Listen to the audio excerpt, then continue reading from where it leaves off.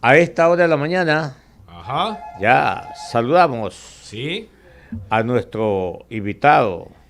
Le digo, el ingeniero Eitel Zambrano, asambleísta del bloque de la Alianza Nacional.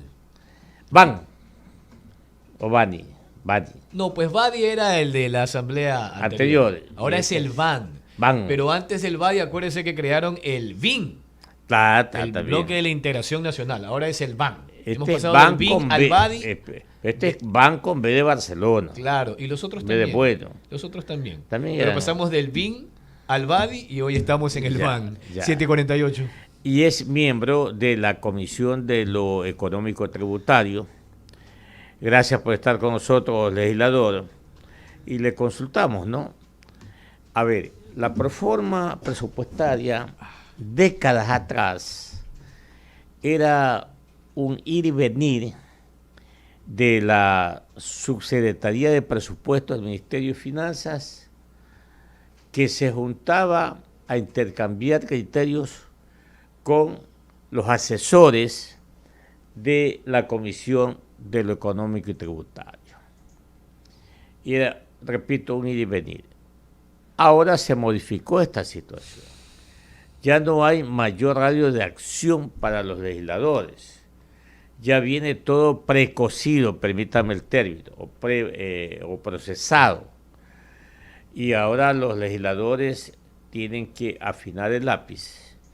Y en ese orden, legislador Zambrano,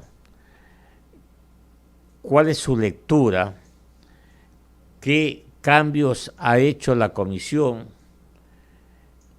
¿Cómo ha controlado esos posibles ingresos que el Ejecutivo a través del Ministerio de Finanzas envía en la proforma y que son posibles ingresos, no son ingresos permanentes? Por ejemplo, un ingreso permanente es el IVA, el impuesto a la renta, pero cuando se dice que probablemente se va a vender el Banco del Pacífico y que esa venta será de más o menos 600, 700, 800 millones de dólares, están como un posible ingreso. Y en la columna de ingresos está contemplado como que si fuera cierto. ¿Esto ustedes lo han analizado, legislador? ¿Qué lectura, repito, tienen al respecto? Bueno, muy buenos días. Primero, gracias por permitirme estar acá en esta mañana para tener este diálogo. Básicamente lo que se ha hecho con la proforma presupuestaria que es enviada por nuestro colegislador, que sería el Ejecutivo, el presidente Guillermo Lasso, es una proforma que está enfocada a la transparencia, a la responsabilidad y respetando lo que indica la normativa legal vigente. Es norma que ya está, que existe y nosotros tenemos que respetarla. Quizás antes habían diferentes formas de tratar esto, pero en la actualidad ya la norma nos indica qué es lo que debemos hacer y en ese sentido somos muy respetuosos de la ley. Pero bueno, lo que le puedo decir es que la proforma está enfocada justamente a generar la transparencia que se requiere para que todos los ecuatorianos conozcamos dónde están los recursos y de qué manera se están invirtiendo, y justamente lo que usted acaba de indicar, nosotros nos basamos en una realidad, que son los ingresos permanentes, que eso es lo que nos permite asegurar los recursos, sobre todo para salud, educación, para los GAT, para las universidades, y en ese sentido, y parte para los programas sociales, y en ese sentido se está cumpliendo lo que indica la norma. Ahora, existen proyecciones que, como usted bien lo indica, pero eso no es una realidad y estamos esperando que ya el presidente, en ese sentido, ya cuando se hagan las gestiones, poderlo plasmar y que esos recursos que se tengan sean bien invertidos para todos los ecuatorianos. 7:53 minutos. Y en ese orden, ingeniero Zambrano, ustedes han hecho o han confrontado valores o montos que se le asignó, por ejemplo, en el año 2019, 2020, 2020, que es el mismo 2021, y lo que se le asignaría para el año 2022, por ejemplo, a la educación y a la salud. ¿Cómo estamos con esas cifras? Claramente se está cumpliendo con lo que dice la ley, se está cumpliendo con el 0.5%, es un aumento de más de 500 millones de dólares para ambos, para salud, para educación. Obviamente tenemos que tener en cuenta que esto es en base a los ingresos permanentes que se están garantizando, pero lo interesante acá que hace unos días con el proyecto de reforma tributaria y sostenibilidad fiscal, lo que se está garantizando es que para el futuro incrementen los ingresos permanentes de manera sostenible, y eso ¿cuál va a ser el resultado? Que tengamos un mayor recurso para educación, para salud, para los gastos, para las universidades. Y en ese sentido se está trabajando justamente es para poder garantizar esos recursos, para generar la sostenibilidad que se requiere para los diferentes temas que trata el Ejecutivo en materia económica. Usted, ingeniero Zambrano, ¿qué observación ha hecho al concepto de gastos de inversión? Porque en la proforma que se está ahora analizando en la Asamblea Nacional, este concepto no da mayor esperanza de que haya más obras de infraestructura, más creación de empleo. ¿Cómo ustedes tienen contemplado esta situación? Justamente en los gastos de inversión es donde se puede reflejar el tema de la transparencia. ¿Qué pasaba? Que anteriormente en los gastos de inversión se colocaban sueldos de algunos proyectos, de algunas cosas, y lo que se ha hecho acá es hacer los ajustes para que eso esté en el gasto corriente y que los gastos de inversión sean realmente los gastos de inversión, donde se pueden encontrar programas sociales y ese tipo de cosas y programas de infraestructura. Pero obviamente usted puede hacer una comparativa con el año anterior y va a ver que existe una disminución. No es que existe una disminución, simplemente se ha hecho un ordenamiento de las cuentas porque, como le indicaba, estaba considerado un gasto corriente como gasto de inversión, lo cual no es lo correcto. Y esto lo que esta proforma lo que está garantizando es la transparencia para que esto no ocurra nuevamente. Me parece correcto que se haya hecho esto, ingeniero Zambrano. Ahora, ¿a cuánto asciende el monto total por concepto de remuneraciones o salarios en la cosa pública? Bueno, hay que tener en cuenta que el 74% del gasto corriente está en salud, en educación, la Policía Nacional y las Fuerzas Armadas. Y esto es una masa muy fuerte, lo que no nos permite hacer mayor cosa. Lo que tenemos que garantizar esos recursos. Estamos hablando de cerca de 9 millones de dólares, si no me equivoco, está entre 8 y 9 millones de dólares, lo que es el gasto corriente, todo lo que es la masa del gasto corriente del Estado, y en ese sentido tenemos que ser responsables y coherentes en garantizar que esos recursos estén para poder tener la solvencia, la liquidez y que no existan atrasos. De acuerdo a lo que yo he visto, las cifras ascienden a un poco más de 9.200 millones de dólares.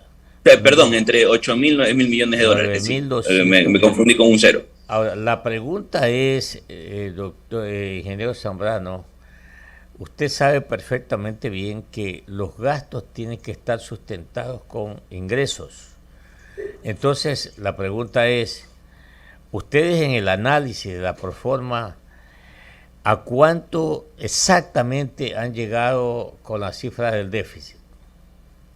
Bueno, lo que se está garantizando de manera responsable, como se ha bajado el déficit, es que tengamos la liquidez y la solvencia más los ingresos que van a haber con los recursos de los multilaterales, que esté cubierto el presupuesto general del Estado para el 2022 y que no exista mayor diferenciación en el periodo ya en ejecución, para tener un presupuesto responsable, coherente con la realidad y sobre todo que no exista esa proforma como anteriormente la veíamos un poco inflada, que a final de año usted hacía una comparativa con el presupuesto inicial, codificado, ejecutado, con una diferenciación de poco más de alrededor de 3.000 millones de dólares. Acá estamos hablando que se está trabajando con responsabilidad justamente para contar con los recursos que se requiera y que no andar en ese juego de que el papel aguanta todo, que si decimos que en la proforma inicial X cantidad de millones de dólares para tal programa, pero que resulta que a final del año no vamos a contar con los recursos y tenemos ese programa al 50%.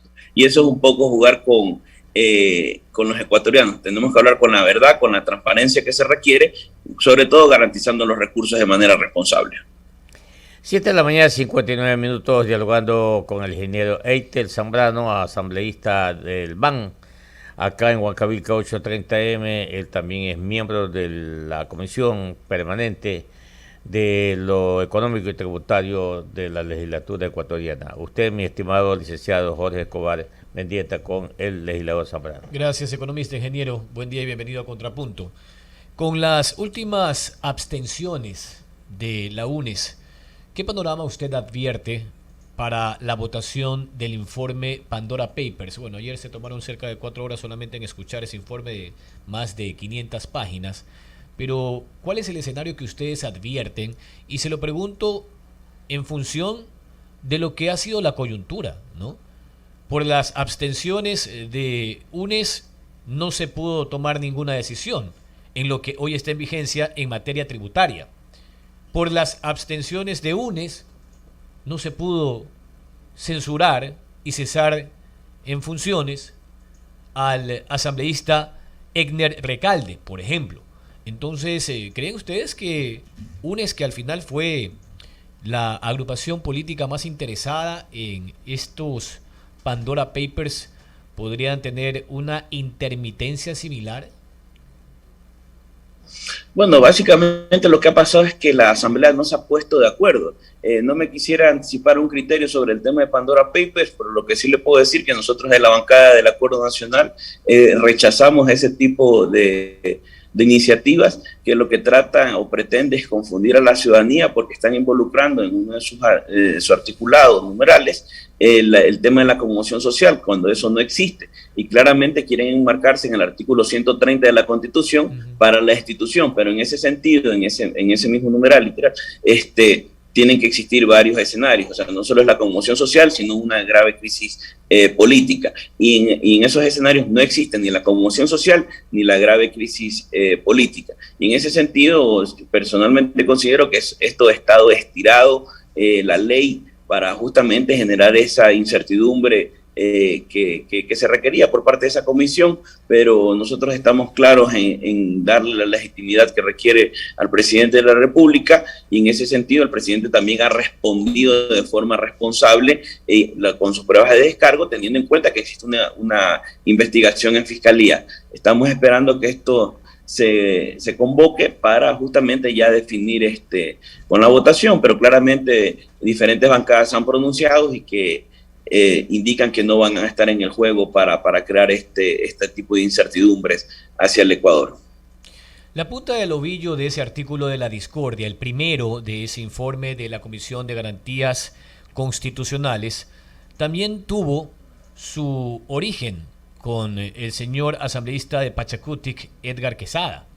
Fíjese lo que él salió a decir ante los medios. Eso provocó finalmente una denuncia del ex asambleísta Andrés Páez, y que hoy entendemos está en indagación previa en la Fiscalía por una presunta alteración en un documento público. Pero mientras eso trata de avanzar, asambleísta, hay otros asuntos que se mueven en el Parlamento. Por ejemplo, en esta semana, Pachacutic, con Salvador Quispe a la cabeza y otros asambleístas de la ID y de la UNES, han presentado un proyecto de ley derogatoria a la reforma tributaria vigente para decidir esa suerte distinta a la que busca el gobierno, ¿no? Para el gobierno fue bastante sencillo y práctico. No hubo un acuerdo en el Parlamento y la ley faculta al Ejecutivo, en el artículo 140, en sus últimas líneas, que ante la falta de una decisión, simplemente entra por el Ministerio de la Ley. ¿Cree usted que aquello tendría alguna expectativa, que prosperaría esta iniciativa legal de Pachacutic? Bueno, eso lo veo netamente que es una acción política para rechazar lo que usted indicó hace un momento, pero le puedo decir que eso carece de parte técnica, jurídica, porque hay que tener algo claro: las iniciativas tributarias nacen desde el Ejecutivo y quien las puede modificar, derogar, cambiar es el Ejecutivo, básicamente. Pero bueno, lo que también tenemos que decir que una vez que ya está en el registro oficial la reforma tributaria para la sostenibilidad fiscal, debemos decirle que eso va a generar una confianza muy importante para tener la inversión extranjera que se requiere para que se den las fuentes de empleo que necesitamos los ecuatorianos. También se debe decir que es una realidad que se va a dar el crédito al 1% por 30 años para los agricultores. Eso es lo que está garantizando esta ley. Y en ese sentido, lo que ha hecho el Ejecutivo es crear las oportunidades para los ecuatorianos, para lo que nosotros los 17 millones de ecuatorianos nos merecemos. Y básicamente lo que está pasando es un tema netamente político, no es todo el bloque de Pachacuti, que es parte del bloque de Pachacuti, que eso también hay que indicarlo, pero todo debe ser, cada uno debe asumir sus responsabilidades, están en su pleno derecho de hacer las acciones que ellos requieran, pero la realidad es esa. Lo que está pasando una vez que se ha publicado en el registro oficial esta reforma tributaria es que se está garantizando la oportunidad para los ecuatorianos que necesitamos en estos momentos. Sí, estamos de acuerdo, están partidos allí, quizás unos más que otros, pero en todo caso, antes de concluir, asambleísta, la última inquietud. Ustedes están por hacer maletas. ¿Creen que van a concluir el trabajo pendiente hasta la próxima semana? Léase la proforma presupuestaria, léase el informe de los Pandora Papers. ¿Qué más han planificado hacer antes de irse a su primera vacancia legislativa? Bueno, lo que usted indica, eso ya debe estar programado, lo que es el tema de la proforma presupuestaria. Ahora a las 11 de la mañana tenemos en la Comisión de Régimen Económico sesión. Lo de Pandora Papers estamos esperando ya que definan el día, la hora ya para que se dé. Debe ser la próxima semana, entre el martes a jueves. Y en ese sentido, lo que es la programación, que se puede decir que se está cumpliendo con lo que ya se ha programado para estos días, para iniciar ya el nuevo año, una vez que regresemos ya con toda el ímpetu que se requiere para cumplir todo lo que está programado, que ha estado ahí más de 400 leyes que están en proceso en diferentes etapas dentro de las comisiones para primer debate, segundo debate. Y en ese sentido, hasta el momento lo que se ha programado se lo ha estado cumpliendo, pero vamos a ver cómo se van dando en el tema de coyuntura, porque son temas muy interesantes. Son 5 bancadas que existen, el dinamismo que tiene esa Asamblea Nacional es diferente a las otras asambleas nacionales, pero tengamos algo muy claro, que nosotros desde la bancada del Acuerdo Nacional estamos trabajando justamente para legislar para los 17 millones de ecuatorianos, siendo coherentes con lo que decimos y con lo que votamos. Bueno, muchas gracias, un gusto haber estado esta mañana con todos ustedes, un saludo, pasen bien, tengan un buen día. Que le vaya muy bien, ingeniero Eitel Zambrano, asambleísta del BAN. Gracias.